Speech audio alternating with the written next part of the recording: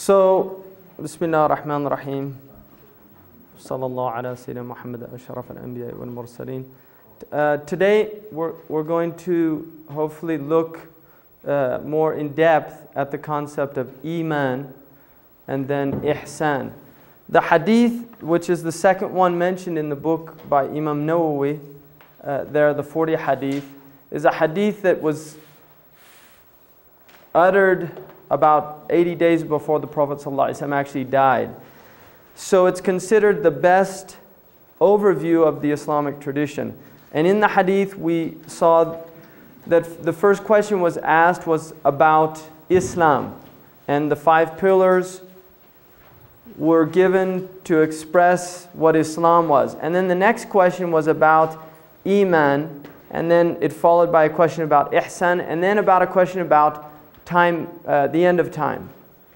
If you look in terms of trying to understand this thing in terms of dimensions, you can see these as 4 dimensions within Islam. The dimension of Islam itself would be the dimension related to the earth. In other words, Islam is an outward practice. Anybody can be a Muslim, including a hypocrite. In other words, even a person who does not believe in Islam can be a Muslim. That is possible. So that is the first dimension, and that is one-dimensional Islam.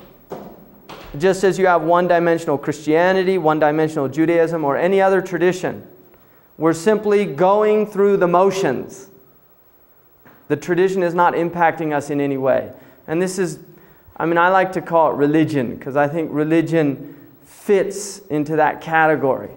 What we term as religious people. I have a friend who was a crack cocaine addict, and then he left that and he became Muslim, and he ended up, now he works for the state of California as he's the head, or he was appointed by the governor there to be on the task force for drug rehabilitation. And he told me once that, he said a religious person is somebody afraid of going to hell. But he said, but a spiritual person is somebody been to hell and doesn't want to go back. So religion is, obviously, some people have identified the human being as a religious creature. And religion, if you look at the original idea there, it's religio means to bind together, which is not really, that concept does exist, and I think it exists in the Islamic tradition as well. The idea, one, you could look at it at a higher level of binding a person to God. But at its more sociological level, it's binding a group of people together. We're bound together by what Ibn Khaldun called asabiyya. Right? What holds us together is some type of homogeneity in our beliefs and our understandings and our worldviews. And this is what the postmodernists would call a grand narrative. You have a grand narrative that we all fall under. So we share a commonality.